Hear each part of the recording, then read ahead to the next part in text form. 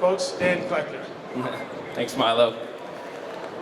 I appreciate you guys having me out here. It's an honor to be on the TPI stage. And like Milo said, today I'm going to talk to you guys about how to increase club head speed, how to gain distance off the tee, which is the fun stuff, but I'm also going to sprinkle in a little bit of business. Like Milo said, I own 3 gyms right now, and I'm very passionate about helping people with their business, how to generate different systems and operations in place so that the business can run without you.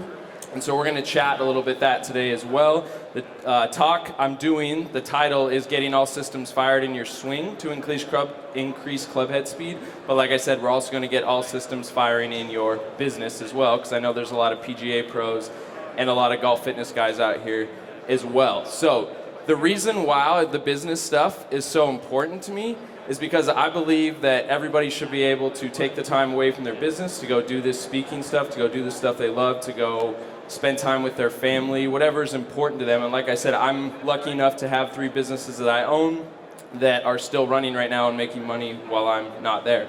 And I mentor and work with a lot of fitness professionals, a lot of PGA professionals, and the unfortunate thing I see with them, that is the mistake they're usually making, is they get into this habit of exchanging money for time. So they have a certain amount they charge for their hourly lessons, which is totally fine. And they increase that maybe over time a little bit, but ultimately the only way for them to make more money is to work more hours, unfortunately. So they kind of become a slave to the hourly pay, trading a lesson or a session for that, which is fine because you can still make good money that way. But my question would be for that is, what is your exit plan for that? You know, if you don't have a business you can sell down the road, you know, me personally, I don't want to be that trainer or that PGA pro that is still giving lessons or sessions when I'm 65, 70 years old. So I'm going to talk to you guys a little bit today about some operations you can put in place, some systems you can put in place to kind of help that, so that you guys can have your businesses making money while you're not there. But first, the fun thing, we're going to get into how we generate some club head speed. So like I said, I own 3 gyms. They're all operated under the TPI model. We train all of our golfers through TPI. I've been with TPI the last 6 years, and pretty much 99% of our golfers that come in want to hit the ball farther, because who doesn't, right? You don't want to be the guy in your foursome that's the short hitter. It's a little bit embarrassing. So that's what most of our golfers come in, and that's kind of our specialty. Granted, we still work on injury prevention, posture, all that important stuff, but what most people are coming to us for is to increase their distance and increase their club head speed. What's cool about the program that I'm going to show you guys today is it's only 9 weeks, and in 9 weeks we've been able to see some pretty cool gains with the golfers do. A lot of them will increase club head speed by 5 to 10 miles an hour during the 9 weeks, and they'll also increase distance by 20 plus yards during that 9 weeks. And the other cool thing about this program is that it works for all ages. Granted, we modify the program for our junior golfers. We're not loading them up like we're loading up our adult golfers. But we have most of our clients that come in are in their 50s, 60s, even 70s. And they come in with the mindset that they can't increase club head speed. They're too old. They're past that window to be able to do that. And that's actually not true at all. There's a lot of club head speed, a lot of power gains we can get for people into their 50s, 60s, 70s, whatever it is. So I'm going to share those tips and tricks with you guys today. I'm going to bring somebody up on stage and kind of go through that actual workout. We're going to go through a warm-up, and then we're also going to spend the last 10 or 15 minutes talking about the business stuff. But before we get into the workout, the reason why this program works fairly well too is because unfortunately most golfers do it wrong when it comes to fitness. So a typical golfer, this isn't everybody, but probably 80-90% of all golfers that come in, their fitness routine is to go for a jog, half an hour, maybe hop on the elliptical for a half an hour, then they do some static stretching, and then maybe they go hit a few machines. That's not the worst thing to do in the world for general health, but if you're a golfer and your main goal is to increase club head speed and to increase power, those type of exercising are doing a lot more harm for you than they are good. So if you're really trying to increase power, you need to train like an athlete, you need to train with speed, and there needs to be some velocity components into your program. Otherwise, you're actually going to, over time, start to decrease club head speed and decrease power if all you're doing is steady state cardio, stretching, and machines, okay? So the first thing we're going to go into today is a warm-up. We're not going to spend a ton of time on it because, like I said, I got multiple topics I want to share with you guys today. But the warm-up is a very important component of what we do. And TPI has some really cool research with some of their warm-up routines, similar to one I'm going to show you guys today, where they've had clients increase distance off the tee by 5 to 10 yards just by implementing a proper warm-up. So that's the first thing I'm going to take you guys through today. I'm going to take you guys through a condensed version of it. I have the full version of it on YouTube, and I'm more than happy to share that with you guys afterwards via email, and we can chat about that afterwards. But first, I just need somebody to come up here that I can put the warm-up routine through. I don't have any cool Yetis like Kevin, but I do have some special stuff to give you guys at the end, but I do need a volunteer who doesn't mind doing a quick workout. Blaine, okay, cool. Come on up, Blaine. Thank you. Okay, cool. So what we're gonna do is start with the mini band. So the idea with the warm-up is, unfortunately, most golfers' warm-up consists of getting to the course maybe 10 or 15 minutes early, hitting some balls on the range, and that's about it. The problem with that is that they don't feel then like all things are firing, all systems are firing until about the 7th, 8th, 9th hole or whatever it is. So I want to show you guys a routine to get everything firing on the first hole so you guys can feel good, feel confident going into the round. So what Blaine's going to do is put this around his ankles. And the first thing we're going to do is warm up the hips.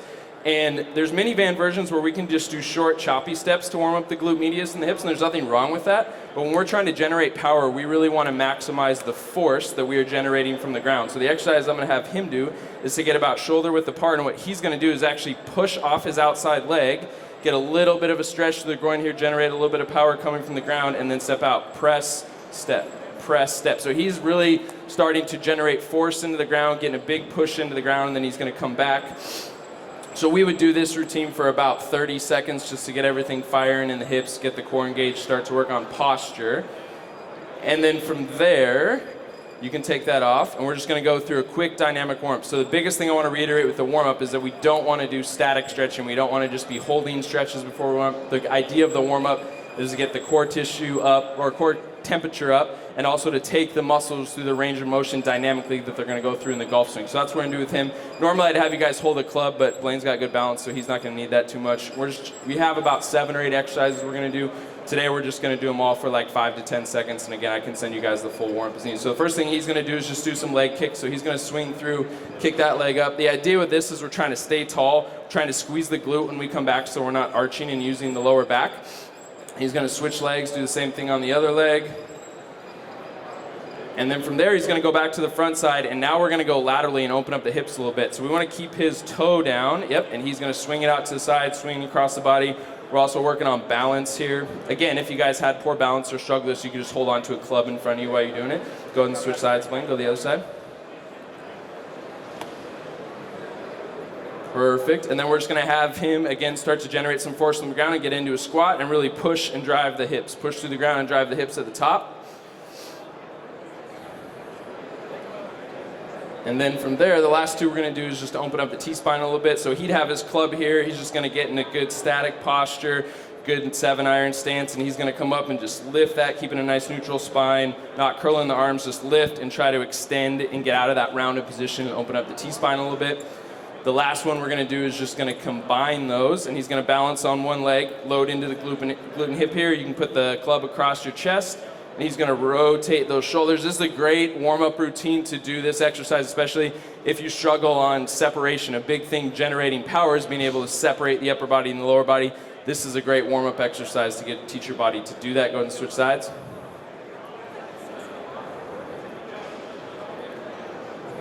Okay, cool. So that would be a great warm-up routine we can go do. Again, a little bit more of a condensed version, but I can send you guys a full version.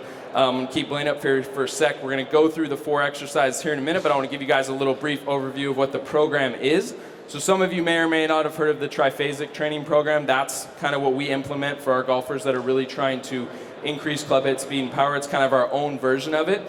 Again, the cool thing with this program is you're probably going to say, oh, I got clients that are 50, 60, 70. They can't be jumping. They can't be doing all these explosive plyometrics. That's totally fine. There's a lot of interchangeable parts within these programs that we can change and work around if people have different injuries or different stuff going on. I'm going to show you guys kind of the templated version with Blaine today, but keep in mind, it's good for any client, whether you have injuries or whatever it is. The other caveat I would say with this is we always want to test and retest. So TPI has some great power indicators that you can test a client when they first come in. Obviously, you'd go through the TPI screen, but then you can also test their rotational med ball toss. You can test their sit-up and throw, their chest pass, and their vertical jump. So I would recommend testing all of those. And again, I can email you guys the templates for those because that's going to show us what is the weak link in their body as well, and then we can take that weak link, whether it's the upper body, core, lower body, and plug some additional exercises into that template for this to really customize it to them. So we're following a templated version, but we're customizing all those things based off their screen and based off what their weak link is in their screen that we do and the power test that we do. And the big theme of this talk is I want you guys to really think of whether it's in your golf swing or in your business, which we'll talk about in a sec, what is your weak link? And then how do we build a game plan to attack that weak link on Monday? Because everybody comes to these shows, it's great, you learn a lot, but there's not really any point in doing it if you're not going to implement an actual change on Monday. So I challenge you guys, whether it's with your swing or whether it's with your business, to take one or two of these things that we talk about today, figure out what that weak link is, and then build a game plan for that on Monday. So with this triphasic program, like I said, it's 9 weeks. We usually split it up into 3 weeks of eccentric work, 3 weeks of isometric work, and 3 weeks of concentric work. You guys don't need to know exactly what that is and all the science behind it, but you'll see more as we put Blaine through it. I'm going to put him through the eccentric part of it. Really, the only difference is with the eccentric part, we're really just trying to learn and teach our body how to absorb force and slowly go through range of motions to get everything in the central nervous system firing. Because the way that we increase club head speed and the way we increase power is by getting everything in our central nervous system to fire and communicate with the rest of our body. Our bodies are really smart, so we have natural braking mechanisms in the body that slow us down and don't allow us to rotate and accelerate as fast as we want to, because our body's not going to let us get hurt. So through these exercises, through our warm-up, the idea is we slowly need to take off those braking mechanisms so that our body allows us to accelerate and generate more club head speed, which it will over time.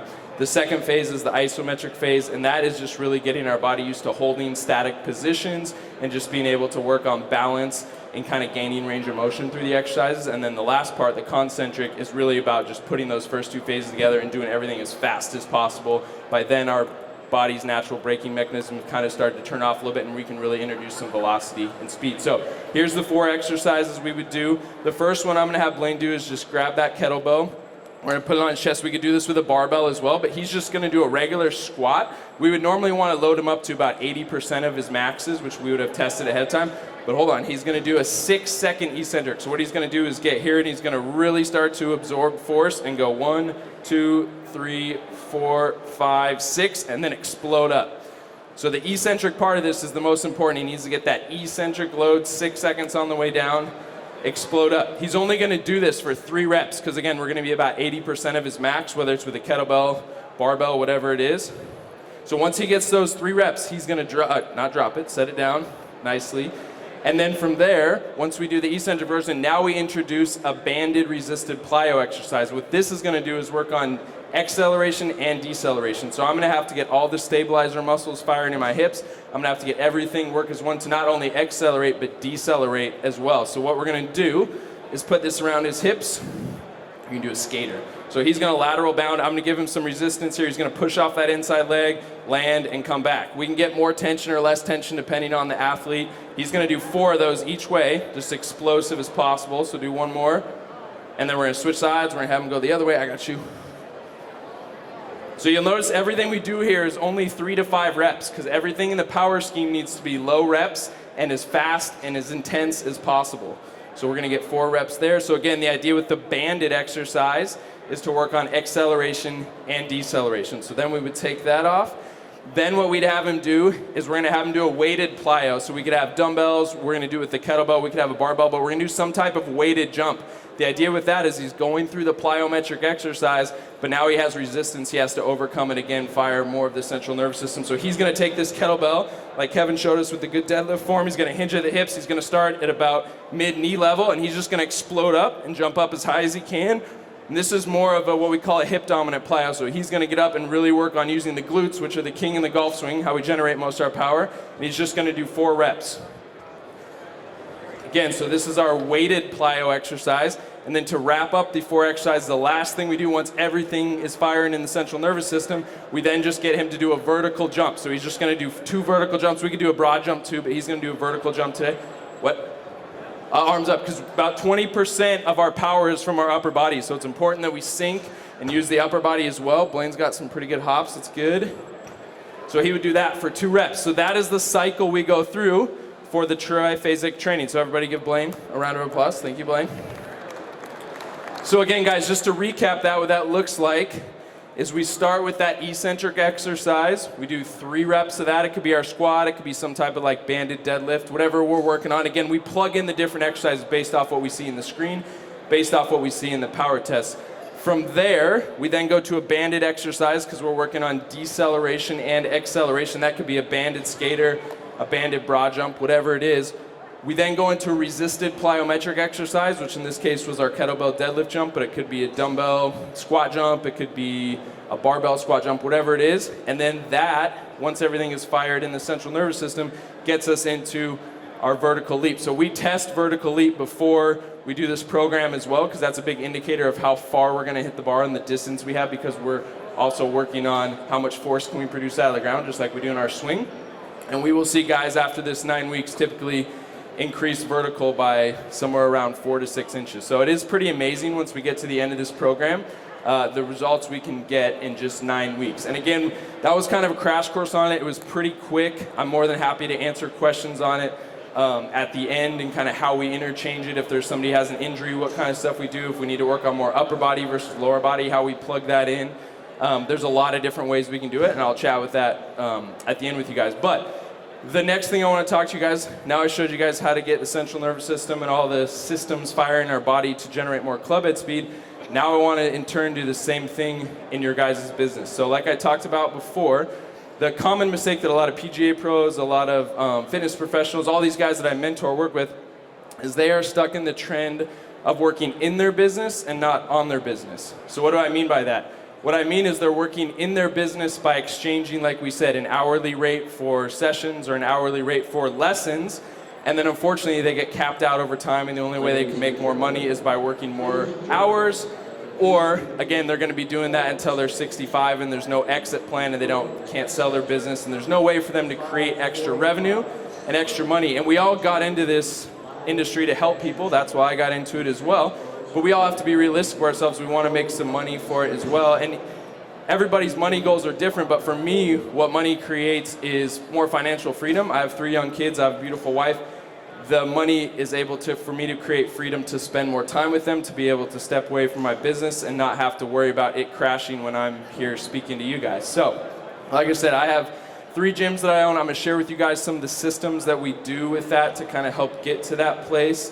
And then what's cool is I have a flash drive that I'm going to give you guys at the end that has our whole operations manual on it. So it's a 60-page document that I spent basically the whole last year writing. One of my big-time fitness mentors, fitness business mentors, Thomas Plummer, gave me some great advice that whether I'm going to have 1 location of my gym or several, it needs to be ran like I have 10 locations, because everything needs to be systemized, everything needs to be able to be ran when I'm gone. And so I really spent the last year, a lot of time getting this operations manual in place so that everything can run smoothly when I'm up there, so that we can train our staff off of that. And so basically everything we do within the gyms that I own is all within this operations manual, so that everything's on the same page. And I have flash drives. I'm going to give that to you guys when we're done here, along with just some little like business tips that have helped me, because the only reason I've been able to get to where I am is not because I'm the smartest guy in the room or anything like that. I've just been extremely lucky to work with mentors and guys that have been there and done that and guided me through the process, and I want to be able to give back and help do that as well. So I'm going to share those systems with you guys at the end. But first, like we talked about all systems firing here, there are 3 things that I want you guys to think about the systems firing within your business. And again, my goal at the end of this talk is for you guys to pick 1 or 2 things that may be a weak link in your golf swing, and 1 or 2 things that may be a weak link in your business, and then build a plan of attack to attack that on Monday and start to get incremental improvements, right? So the first thing we're gonna talk about in the business is how is your marketing and lead generation. So marketing by far is the most important thing I've had to learn as a small business owner. If you're not getting new leads and you're not getting warm bodies in the door, it's gonna be really hard for your business to grow. Same thing if you're a PGA pro or whatever your profession is. So in my opinion, with the lead generation, you guys should be able to generate about 20 to 30 new leads a month. Most of our lead generation is on social media and referrals. Everybody might do some different stuff, that's totally fine. But the goal should be able to at least be able to get 20 new leads, no matter what area you're in. One of the gyms I own is in rural Montana, and there's only 35,000 people there. And we can still get 20 leads a month in there.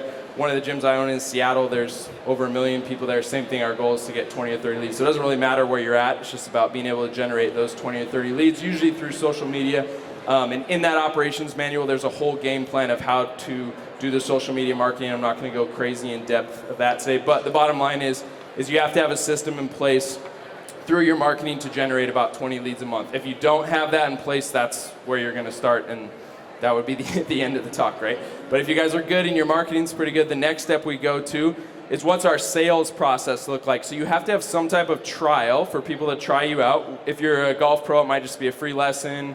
It might be a discounted 3-pack, 6-pack, whatever it is. We typically have like a 15 or 30-day trial, but there has to be some trial process. You're not going to ask somebody to commit to a long period of time without trying you out first. So there has to be some trial process. And then from that trial process, you should be able to convert about 60% of those people into regular paying clients. So if I have 20 leads, I should be able to generate about 12 new clients out of that. That would be 60% of those trials into regular clients. And the thing I'm going to tell you guys about that might scare you a little bit is all of our clients are on 12-month programs, which I know seems a little bit crazy, but me as a business owner, that allows me to project my finances out for 12 months. I know exactly what my revenue is going to be. I'm not relying on people re-upping on packages or anything like that. And it's a little bit scary of a system to introduce, but if you really think about it, it's honestly what's best for the client too. Why wouldn't you want your client to commit to 12 months so then you have 12 whole months to figure out their programming? So I know it kind of seems like a trick, like, oh, I got to get them to sign up for 12 months, but really it's what's best for the client because they're going to have goals past a month anyways. If they're in a gym, you don't want them to yo-yo and come in for a month, take 2 months off, come in for a month. Same thing if you're a PGA pro, you want to be able to plan out their whole year, their off season, their tournament season, whatever it is. And so our goal is to, again, to get 60% of these trials to a 12-month membership. And then again, that's easier for me to project out my finances once they're on a 12-month membership. So once we get through the sales process, then the last thing is retention. So we obviously have to do a good job of retaining our clients. If we can't, it's great if we can get new leads in the door, but if we can't retain our current clients, there's a lot of turnover and it kind of defeats the purpose. So our monthly goal for retention is always what we call 3% attrition or 97% retention. That just means 3% of my clients are going to drop off probably no matter what. They may have, a medical issue come up, they may move, whatever it is. So if I have 100 clients in my gym, I can normally expect for 3 of them a month to drop off. That's just kind of normal built-in attrition, but that should be the goal that we have each month. So if we look at everything again, kind of from top to bottom, I'm a big numbers guy. That's how I run all my businesses, is off the numbers and making sure everything lines up. If we sign up 12 new clients a month, our average client at our gym, we charge $300. That's about what everybody pays. Might be different per client, but let's say our average is $300. That means if I sign up 12 new clients, I have $3,600 a month of new signups that I'm making, right? If we go to the retention play and I lose 3% of those clients, so let's say I have 100 clients, I lose 3 of them, that means I lose about $900 in revenue. But the overall numbers and grand scheme of things means I just netted $2,700 of growth for the month, right? So who doesn't want to generate $2,700 a month in their business and be able to grow their business by that? That adds up to some pretty big numbers over time. And it seems like a crazy number, crazy thing to do, but if you just work and kind of reverse engineer it from the top to the bottom and figure out what that weak link is, it's actually pretty easy to do, right? Is my weak link marketing? Is my weak link I get all these leads in but I don't convert any of them? Or is my weak link retention? I'm getting all these people in but I'm losing 50% of my clients each month. And from there, it's pretty easy to build a game plan around what that weak link is. Just like it's easy for us to go here and look at what's our weak link when we do our testing, which power exercise was the toughest for us, did our core give out, is our lower body weak, is our upper body weak? But the idea is just finding the weak link within those tests and then adding those exercises in through that triphasic program. Again, if we find out that the core is weak, we can substitute different exercises in that triphasic program to work on strengthening the core. If we figure out the lower body's weak, same thing. We can plug in different exercises. And so it's really just plug and play and being able to figure out what the weak link is. So hopefully that kind of makes sense for you guys. I know I kind of went on 2 different tangents. One's on club head speed and one's on business, but those are both things I'm very passionate about. The reason I'm so passionate about club head speed and distance is because all the guys that we work with that are able to, and ladies, excuse me, not just guys, and ladies, that are able to increase club head speed, cool things happen. They gain more confidence in their life, and it just spills over to different areas of their life, sometimes even into their business. They're more successful at work, whatever it is. It's a little thing being able to hit a golf ball farther, but it does translate to different parts of our life, and it's pretty cool to be able to gain confidence through that and just see how it spills over in other parts of our life. And like I said, the reason I'm so passionate about the business stuff is because I've been lucky to have mentors work me through that. And now that I have 3 young kids, I realize how important it is that I don't want to be that guy that is at the office 15 hours and that can't go take trips with my family because my business is not going to do well if I'm gone. And so that stuff, as I've gone through my career and had mentors guide me through that, has become very important to me. And I just want to be able to create that work-life balance. And I think if you can create this engine of a business that can run without you, that you can do some pretty cool things and be able to take trips like this and not have to worry about your business or spend more time with your family or whatever's important to you. So hopefully you guys got some little tidbits on both of those. Like I said, I'm more than happy to answer any questions. I have the flash drives for anybody who wants them that has that whole operations manual. It's about 60 pages on it. And I look forward to just connecting with you guys and helping you guys more and more. And I just want you to leave you with the one last thing that I really want you guys to delve deep into both these areas, kind of do a little self-reflection, figure out what that weak link is, whether it's in the golf or whether it's in the business or maybe one of both, and then really start to game plan and figure out how you can address that and attack that weak link on Monday. Because like I said, all this stuff's great. It's great to come and learn all this stuff. It's great to have all the education and knowledge. But if you don't put a course of action and plan of action into course on Monday, then there's really no point in doing it, right? So, all right, thanks guys, I appreciate it.